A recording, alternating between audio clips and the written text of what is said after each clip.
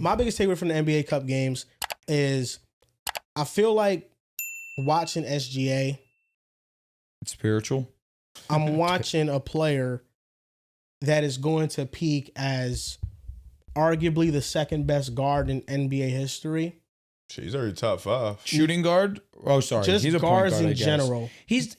When are we going to call him a shooting guard? He's not a point guard. Yeah. He's not. I mean, he's a point guard for the team. He is a point guard. But do you think so? He's not in today's game. He has the ball like 80% of the game. He makes the decisions. I don't think he gets enough credit for his playmaking. Is Kobe a point guard? No. Kobe Bryant ran a rigid system, the triangle offense. And Derek Fisher was point guard. Man, Derek Fisher was the guy calling the plays for the Kobe was a natural offense. Kobe is a natural born 2 guard. Like that's when the 2 guards was real. SGA. No, I agree. He's the one. Like Kyrie Irving point guard. I would call him a shooting combo. guard. SGA's a combo. Okay. You know what I'm saying? Like Nash pure, Rondo pure, Kobe SGA's 2 guard. I said SGA's a combo. Oh. I don't think Kobe's a combo. Yeah, but he played like who has the most usage on the team? Who's making most of the decisions on the team? If that's what we want to say is point guard, I think it's Shai. But Luka. So then Luka's a point guard. Jokic point guard. Point center. Yeah, he's not. Like, he's Because even he doesn't really bring the ball. He plays at the you know what I mean. So he plays at the center role. My question is, I'm not knocking him. I'm just either way, guard, point guard, whatever. I only say shooting guard because I think he does play like a shooting guard. I don't have one. I'm questioning, what are the qualifications for him to be a shooting guard? Like, why are you saying he's a shooting guard? Is it his height? Because he scores more. Primarily a scorer. No, because Damian Lillard is primarily a scorer. He's a point guard. But he was. I don't. Who's more of a point guard, because Steph or SGA? He's a scoring guard. Steph Curry. Steph Curry comes off screens and plays off the ball more than Shai. Because the system, shit, we can't get it. Correct. But also, Draymond is the point guard of the offense. But he's also a better playmaker. Mark Jackson. Yes. He's also a better playmaker than SGA. Dame's a better playmaker than SGA. Like Shai's been playing point guard since Kentucky. Okay, better passer. Let me say passer I don't know. playmaking. I think Dame and SGA are close. Wait, hold up, Riv. Now. As passers? Now, yeah. Riv, hasn't Shai been playing point guard since Kentucky? Kentucky, they play, yes, because they played 3-point guards. But yeah, he's been a point guard. Like, he's been playing a point guard his entire life. I feel like because he's so much better at scoring and playmaking, we want to classify him as that. But I feel like he doesn't get enough credit for playmaking because he's averaging over 6 assists. Baker, he's that's a crazy. dog shit pick. Bro. His turnovers per game are like 1.5. He does not turn the ball over. It's ridiculous. He takes care of the ball at a historically high rate. I feel like I'm watching the second best guard peak ever.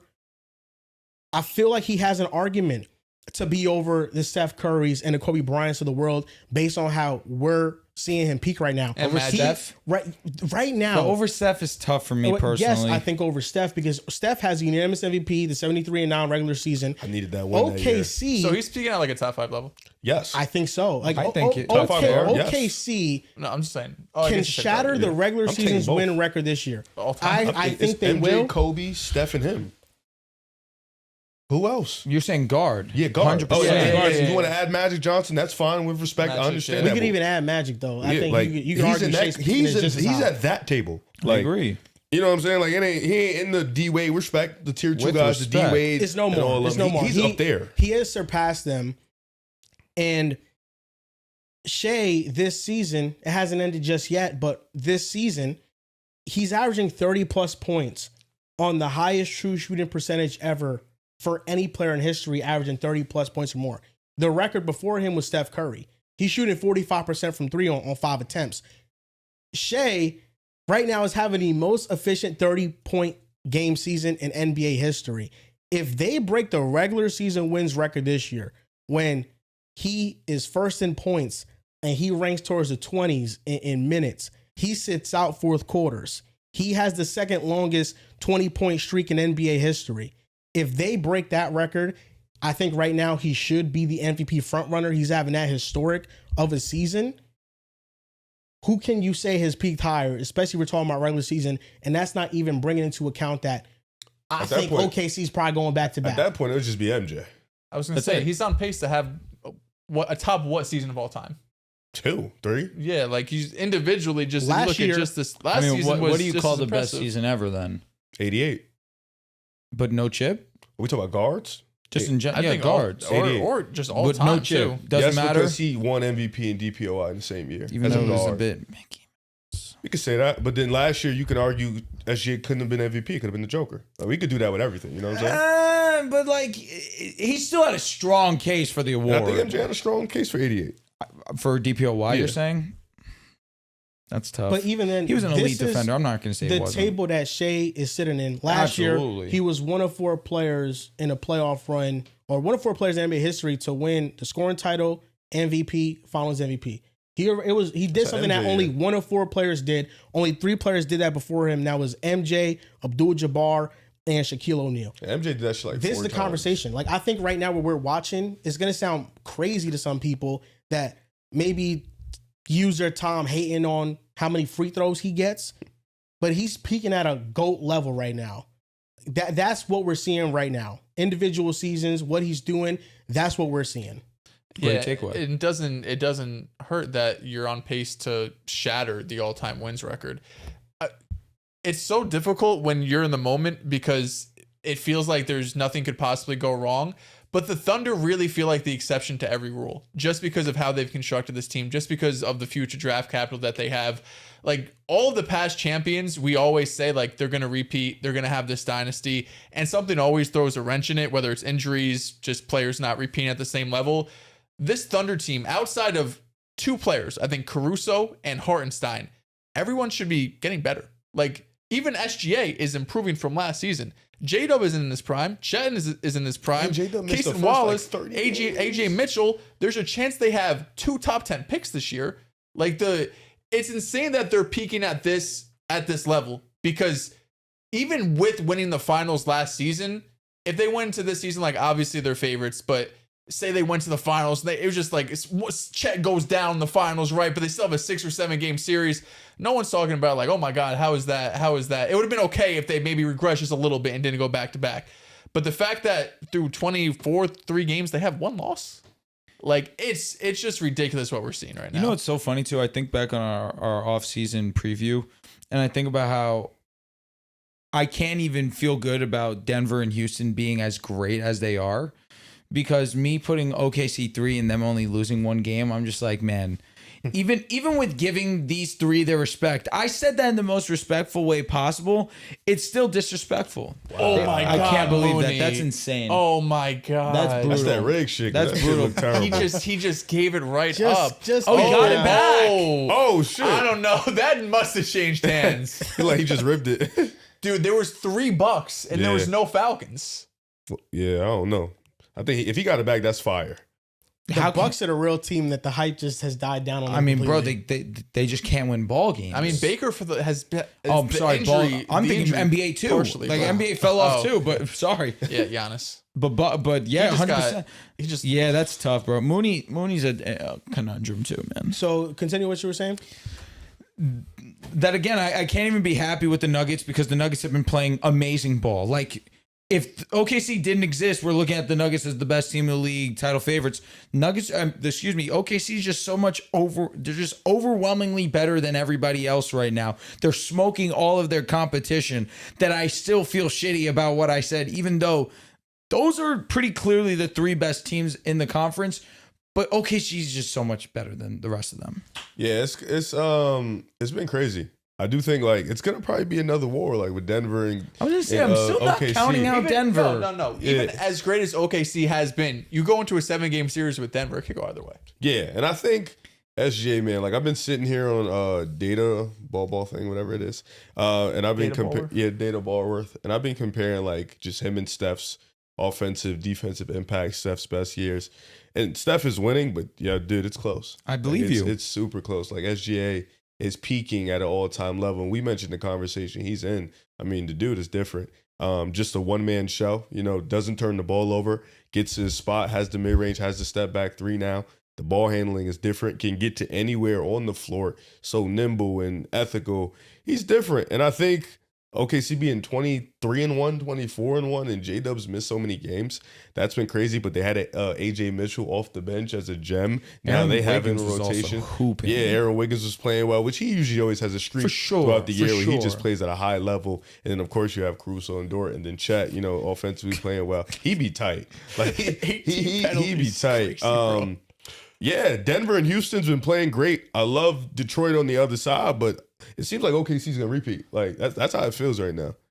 1 loss And I don't know when they're going to get another loss. Yeah. Like when?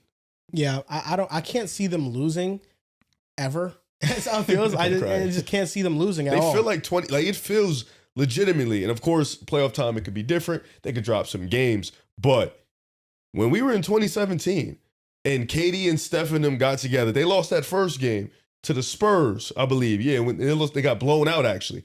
After that shit, phew. Even the year before that, take KD off it because obviously that's a bomb squad. That 2016 Warriors team, there was no looking like they only knew winning. And this and you think of this OKC team offensively. You look at the guys they have, right? They're not super talented. They're not these unstoppable movers, but they have an identity, and identity works for them. SGA runs this offense. This defense is gritty. It's intense. It's elite. We stop everybody. They don't turn the ball over. They're super opportunists. Yep. It feels like Golden State in 2016 where they just broke the bank and the three-point line. They figured everybody out. They had Draymond as a point forward. Yep. Steph and Clay off 30,000 screams a game. You can't keep up. They had the equalizer in Iguodala. Harrison Barnes was hitting threes. They had a perfect compilation of, vets. It just feels like that same vibe where, they can just run the table. We're witnessing something, I should say we have witnessed something that we'll never see again in our lives. It was the youngest team to ever win an NBA title. Last team that did it was the Blazers in the 70s. It's been almost 50 years of us not seeing a team that young win. We might not see it again. And this team was even younger than the Blazers that won. And they're well equipped to continue to keep rolling out a good team. So it feels like, when is it going to stop? And they have draft picks. Because there's so many draft They get the number one pick, bro. Oh, my fucking God, OKC is bro. already the most hated team in There's the no league. way the Clippers give them the first pick, Bro, right? they have to There's get just better. no But way. they Even just if they get But top did you 3 pick, see they get also, any 3 of them dudes. as long as the Jazz's pick is not top eight, Yeah.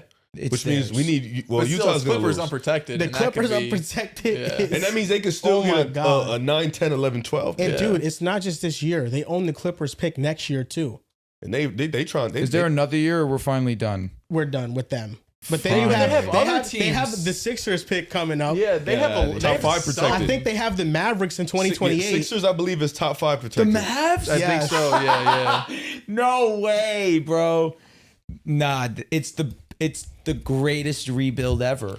Bro, they have, if the Sixers is top 5 protected. So the Sixers, if they even window down, bro, OKC's. Like, this is making me What mad. is Sam Presti? I'm just thinking, like, He be nowhere. what's there to do now? He mastered GM mode. Like, He did. what's there to do? What's there to do? Bro, he you is don't- that player on 2K when you're rebuilding your team that you have had like 10 years of dominance and you just finally end the franchise. Mm-hmm. You just finally stop playing because you just and right now we're seeing Sam Presti They about to kept make it. that run. It's a Piss. video game like Jesus GM Christ. run. Of course, he got You can't even do he this in has a some video hits, game. but Unless you force trades. the Shea What's his trade miss? he's had some misses. What Draft is pick Josh Giddey? misses. Giddy is a hit. Got him Crusoe. Pokusevsky. Topic.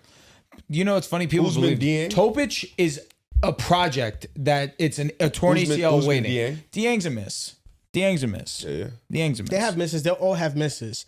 But the way they've built it, it was incredible because what they were doing is that the Paul George trade, clearly elevated them. They got Shea from it. But they made moves where they would take on bad contracts and they would take on picks for contracts. Yep. So Al Horford got traded there and they took on a pick to take him. Derek Favors, that's how they got the pick from Utah. Kemba Walker went to OKC, part of a deal where OKC got picks back to take on that contract. So that's how they were rebuilding this entire time, loading up on first. And now they have the number one most draft capital in the league. Number 2 is the Spurs, and they're the title favorite. I mean, we're not going to see anything like it again. It's pretty much I don't know how he did it, but we're here in this moment, and it's the greatest GMing ever. It's so funny too because we were complaining about how the new CBA ruined basketball, and Presti found a way around it. yeah. I Just mean, don't miss on draft picks. eventually down the line, you'll have to pay all 3 of the dudes, but you're so far away from that. They paid That's- I know, but like super Oh, maxes. yeah. Like if Well, you're seeing J-Dub all is NBAs, ineligible for this one because you said it's ineligible. he missed it had like an all NBA thing on Yeah. it, but he missed too many games. Like I'm assuming in a few years from now, Jalen Williams, Chet, probably both of them at some point, or both can be all NBA, and then they're both eligible for the stupid money along with SGA. Then the second apron probably gets involved, but you have such a huge window that it's not even worth talking about. Yeah, I don't want to undervalue the role players that contribute to them because losing Hartenstein is going to hurt. Losing Caruso is going to hurt. Dort's due for money this if they lose Dort, that's going to hurt. Like, but they could. You can draft replacements, but it's gonna take it might not time. be immediate, where they get that level of impact. comes in, man. I'm sick. Well, that's what changes. If they get a top 3 pick Yeah, in this draft, and they get to right? add like a potential other all If NBA. AJ's over OKC, we here.